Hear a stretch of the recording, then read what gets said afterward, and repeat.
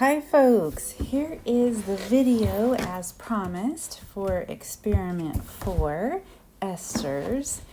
And the first slide is just a review of our carbonyl containing compounds. So remember, the carbonyl group has the carbon double bond oxygen on it, and it has 2 single bonds on either side of the carbonyl carbon. And whatever is over here doesn't matter, it's still a carbonyl group. So how we say that sometimes, how we view it sometimes, is with squiggly lines, which indicate it doesn't really matter what's on either side there. So if we have an R group on one side and a hydrogen on the other side of our carbonyl carbon, we have an aldehyde. If we have a couple of R groups on either side and they can be the same or different, we've got a ketone. And if we have an R group on one side and an OH on the other side, we've got a carboxylic acid. And new to this lab is the ester. So the ester has an R group on one side of the carbonyl carbon, and it has an OR on the other side. And you can see that the OR has OR prime. And what that means is that the R groups can be the same or they can be different, and that's indicated down here with the bullet. And we also see down here that your R's can be aliphatic or aromatic. So aliphatic just means the regular straight chains, and aromatic means that they've got a benzene ring in there somewhere. Now there are a bunch of examples over here, and the one that is super obvious to us in the lab when we make it is isoamyl acetate. So that's our banana oil, and you guys will be making or have made this in the lab already. Now just to review our functional groups really quick, we've had most of these before, and those that you have not seen we will get to in lecture pretty soon. And the next slide on it is our carbonyl containing functional groups. So here, all of these functional groups have the carbonyl group within them. So carbonyl containing functional groups. And we have seen these 3 many times, and the ester is pretty new to us. So you can see that you've got the general form of the ester right there, and you have a specific example right there.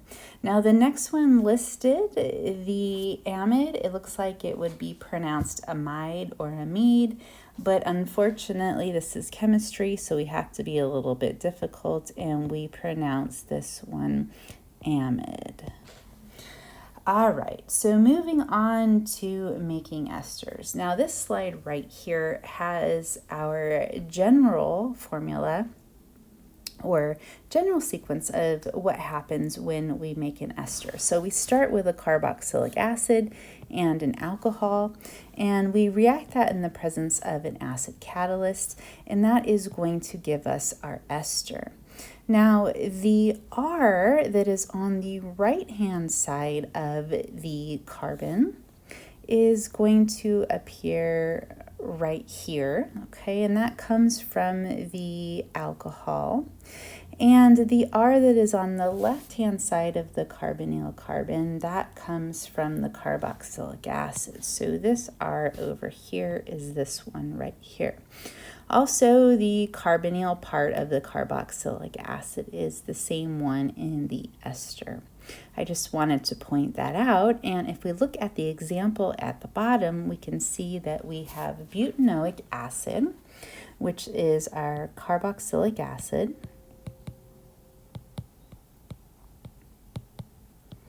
reacting with propanol, which is our alcohol. And we can see that the carboxylic acid carbons, if I highlight that in pink right there, they are showing up right here in our ester. Now, the propanol carbons right there, they are showing up on that side right there.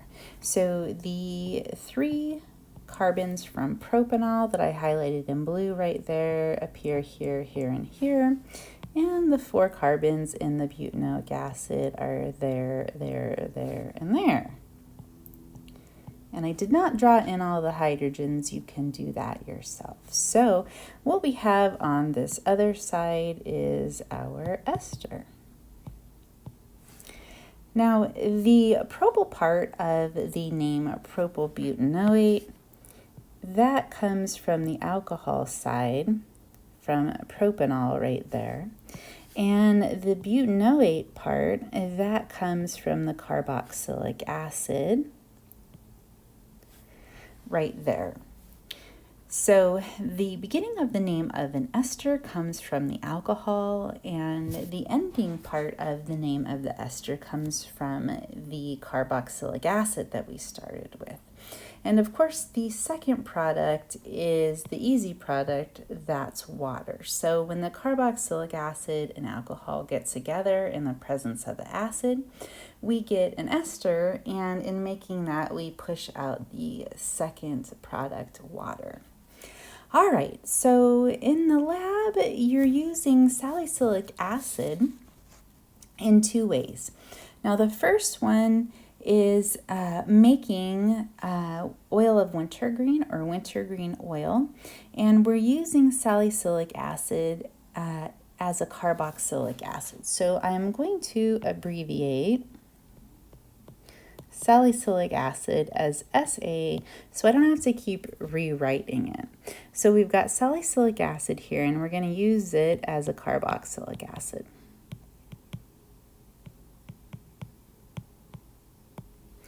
And we're reacting that with methanol. And methanol, of course, is our alcohol. Let me write methanol up there. All right, so as we're supposed to do, we're going to react this in the presence of acid, and we're going to form an ester. And the ester that we form is methyl salicylate, and that looks like this. And the carboxylic acid portion picks up the methyl group from methanol, and we still have the alcohol group on the aromatic ring down there that doesn't have anything happen to it. So right here we have methyl salicylate, and this is our ester. And of course, the other product is water. All right, folks, so that's how we make oil of wintergreen, and oil of wintergreen is this molecule right here.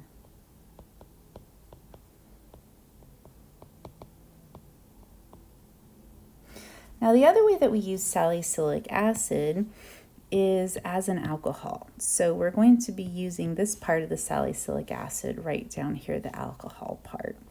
And I'm going to put that in parentheses there so that you know that we're definitely using it as the alcohol rather than at the carboxylic acid functional group of salicylic acid. Now, we are going to put an acetyl group or an acetyl group onto this alcohol here. And what we could do is we could use acetic acid, which looks like this.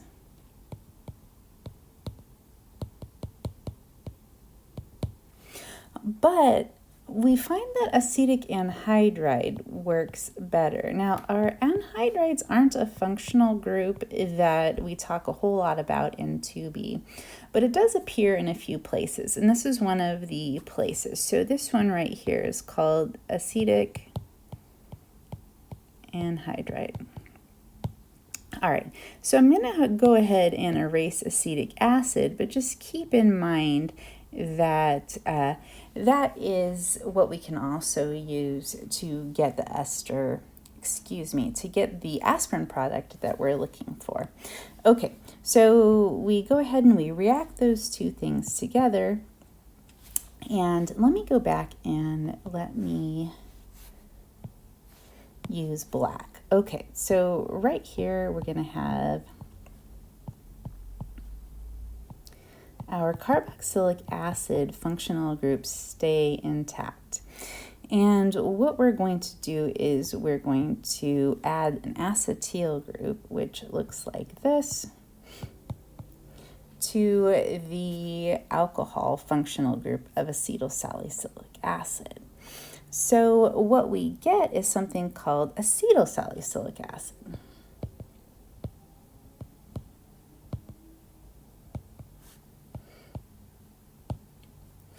And that is also called aspirin. We also get water. And I should make sure that we put the acid up there. Now, the UPAC name for this is 2-acetoxybenzoic acid.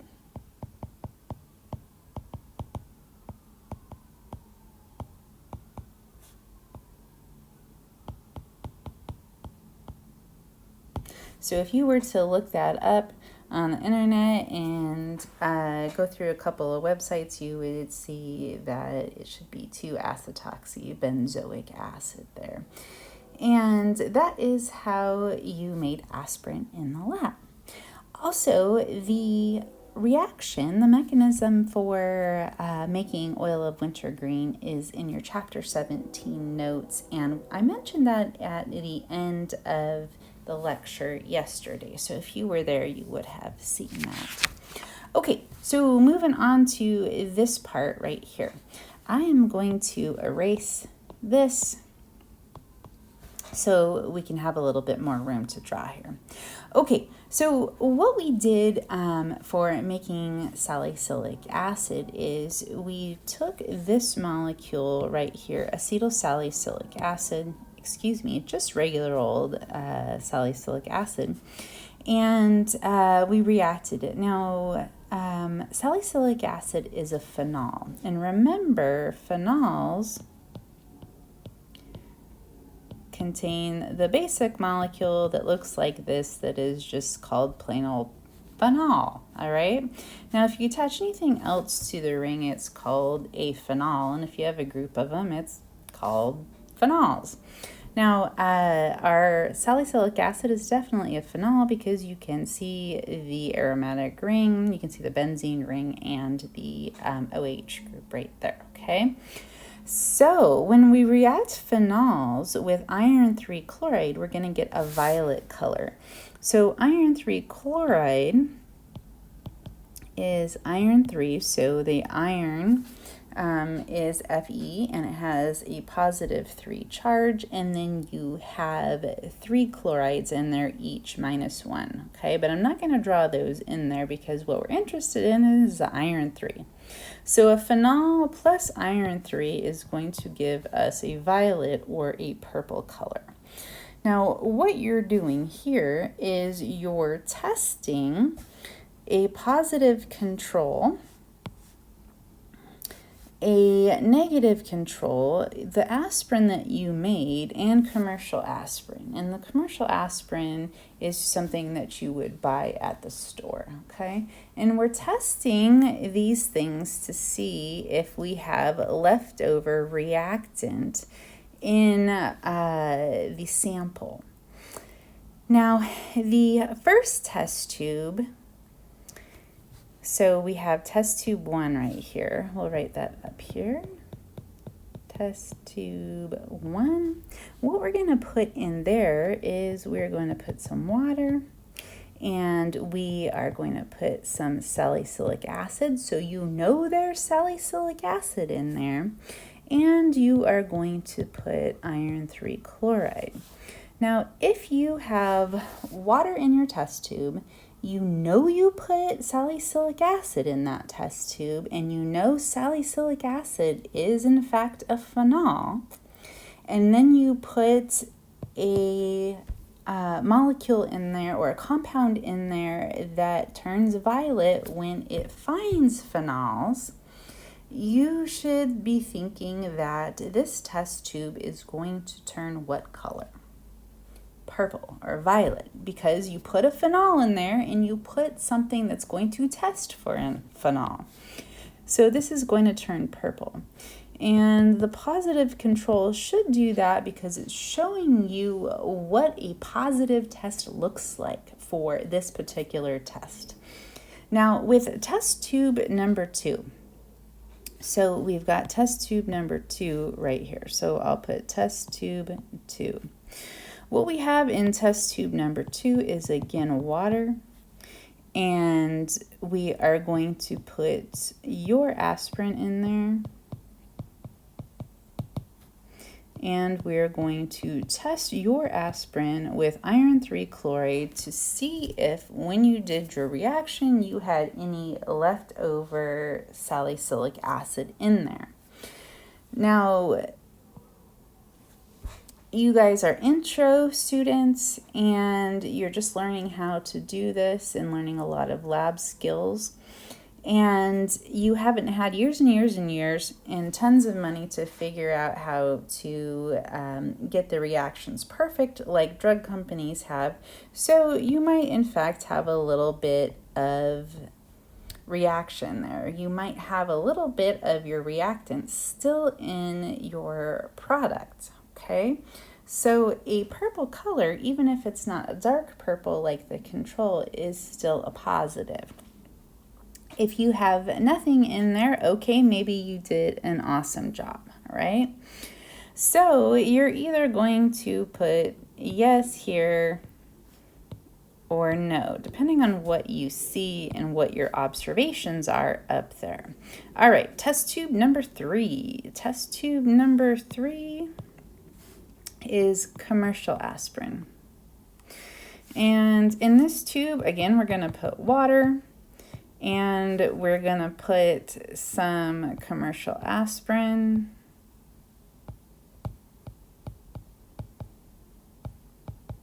So maybe you have a bottle of Bayer aspirin, and then we're going to put the testing compound for phenols. Now, hopefully, if you're buying this from a drug company, they have perfected the way to make the product and get out any of the remaining reactant molecules that are still in the product once the reaction finishes. So hopefully they figured out how to get that out, and hopefully you're getting a negative result or you're not getting purple.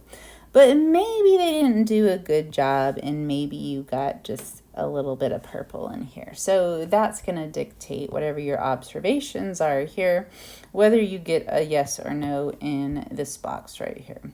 Now, the final test tube number 4, that is your, not your positive control, your negative control. And your negative control is showing you what you see when you have a negative result. Because not every test gives you a clear colorless solution for a negative result. Some testing solutions have a color on their own. So you want to do a negative control also. So in this one, we're going to put water. And the only other thing we're going to put in there is iron 3 chloride. Now, if you have water in there and you have iron 3 chloride, but you absolutely know that you did not put any phenol in there, and there could be no phenol in there, then what color should it be? Well, it should be something other than purple. And in this case, it should be clear and colorless. The compound, the iron chloride compound, might have a slightly yellowy or brown color, but you'll see that it is not purple. Okay, moving on to the synthesis of banana oil and identification of our unknown esters. So what I've done here is I've put again the generic way that we would write how we make an ester. Okay, so carboxylic acid plus alcohol in an acid catalyst is going to give us an ester and water. Now, the synthesis of banana oil, that is actually in your lecture notes for chapter 17. So I'll let you go ahead and look those up.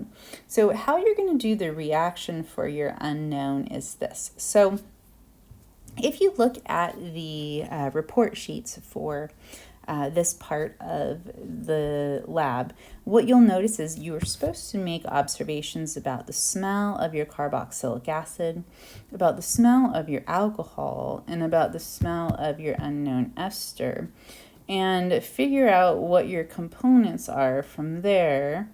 And then you're going to write the reaction for it. So let me go ahead and go through. I'm just going to make up an unknown for you and we'll figure out how we're going to do this, okay? So let's say that we smell our carboxylic acid and we go, oh my goodness, that smells like dirty socks. So we look at the carboxylic acid list and the odors and we go, this is probably the one that we're working with. Now, if you have two that it could possibly be, just go ahead and circle them and keep that in mind, okay? Now, you would have moved on to the alcohols. And the alcohols are less distinct, but you should have taken down a really good list of observations about how it smelled to you. So say we smell it and we're like, we're not really sure what that smells like. It kind of smells like rubbing alcohol, which is isopropanol, but slightly different. So maybe it's this one, but it definitely doesn't smell like bananas, so it's probably not 1-butanol. And then maybe you have another one that you think it might be and you circle that one and that's okay. Let me back up really quick and switch colors. Let me switch colors to purple over here. Okay, and then you make your ester and you go, okay, it smells fruity. And we got a lot of fruity ones on the list. So you go ahead and look at all of the descriptions that somebody else wrote for odor and you go, yeah, it does kind of smell like grape medicine. And I see right here that we have grape something. So let me see if that is a possibility there. And then you notice that you have hexan in this part of the name. And let me back up and put that, underline that in blue. So you're like, okay, I'm probably on the right track with my carboxylic acid.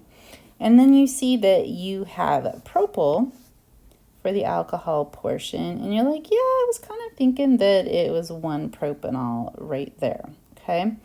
So what we do is we take a look at the generic reaction for our carboxylic acid and we go, okay, it's written with the, not for the carboxylic acid, for the ester.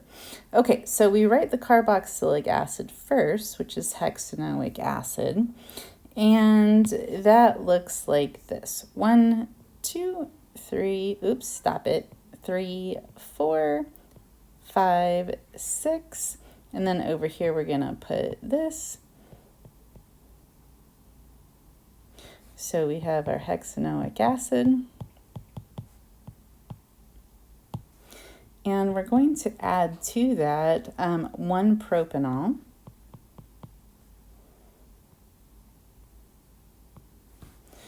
and we have an acid catalyst, and we're going to make our ester. Let me back up and let me write this in purple, just so we're color coding it correctly. Okay, so we've got 1-propanol here. All right, then we're gonna put our ester together And let me give myself a little more space down here. So let me make sure that that is a double bond. Hold on. Okay. There we go. Okay, so and then we want 3 carbons for the alcohol portion right there. Okay, so now we have propyl,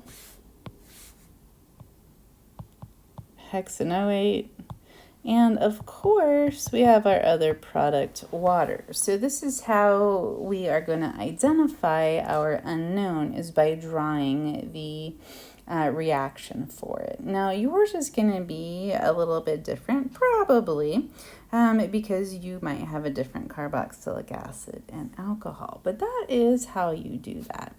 Now moving on to soap making. So with soap making, we're going to take our ester and we are going to pull it apart, and we're going to make carboxylic acid salts, or as we learned in lecture, carboxylate anions. So right here we have a carboxylate anion. Okay. All right. So the version of ester that we have when we're making soap is a triglyceride, which is a triester. And this right here is a lipid, which is a fat or an oil usually. And some people use lard. We did not in lab. You can use Crisco like we did. And you can also use oils. So we've got olive oil listed there. So when we think of a fat, we're talking about these right here.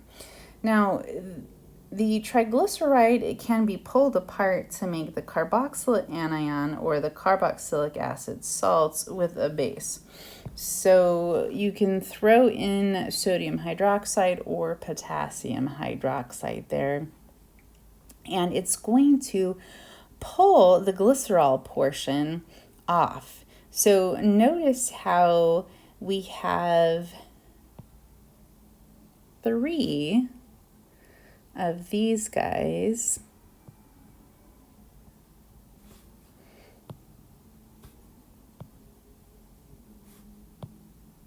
over here. And then we have the backbone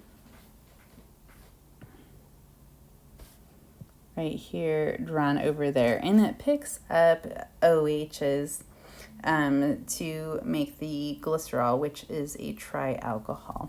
Now I want to point out, folks, that your carboxylic acid salts are the soap. So the oxygens right there, those cause a polar or an ionic side of this molecule, and the R chain is the non-polar side, and you need both for a soap. So why is that important? Well, you need to be able to draw your triglyceride. Now, your triglyceride, again, is going to be made up of a carboxylic acid and an alcohol times 3, because it's a triester. So how we do that, which is backwards from what we have above, is we're taking our alcohol and we're taking our carboxylic acid times 3, and we're making a triester. So what you'll see is you've got this R chain right here. So that's R1, and you've got this R chain right here. That is R2, and you have this R chain right here, and that's R3, and that is appearing right there. Okay. All right, so writing the reaction, how we're going to write the reaction.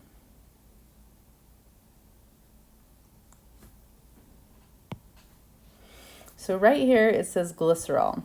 This is going to be the easiest thing to write. you've got glycerol right here written for you. You also have glycerol right there. So you just take one of those and you plop it right there. There's nothing more to that. Now, for your carboxylic acid salts, that is going to be this version right here, okay? So I'm going to take the orange and I'm going to move it down here.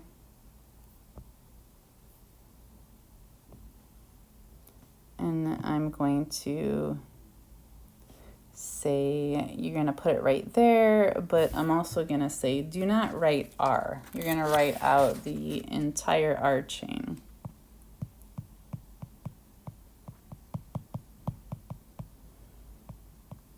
Now, what is the R chain and where do you get that from? All right, we just did that up here. So I'm going to circle this in green right here. And where do you get those R's from? You get them from over here. It's also this thing right here. Okay, so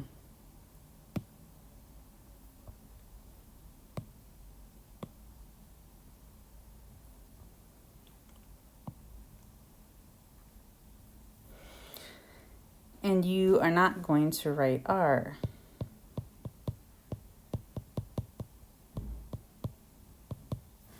You're going to replace R with the entire R1, R2, and R3. Now, if we were to write R3, that one is the easiest one of the bunch. So what we'll do is we'll write it in condensed format. So you'll go CH3, and then in parentheses, you'll put CH2, and then you'll put this guy like that, and you'll go, okay, I've got 1, 2, 3, 4, 5, 6, 7, 8, 9, 10, 11, 12, 13, 14 CH2s in that carboxylic acid. And if you hook it up to the glycerol, what you'll see, let me get rid of this circle right there so I have some more space, is that you would write it like this.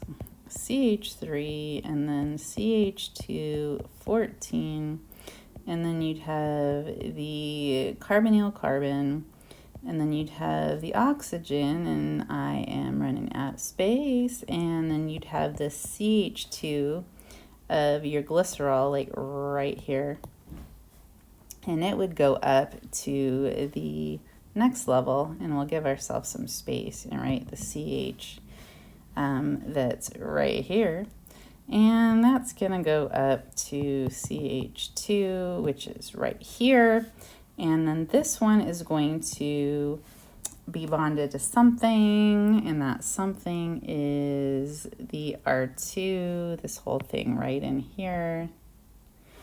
And then this next part right there is going to be bonded to what's up here with the R1 like that. So you need to figure out how to, in condensed format, draw the R1 and the R2.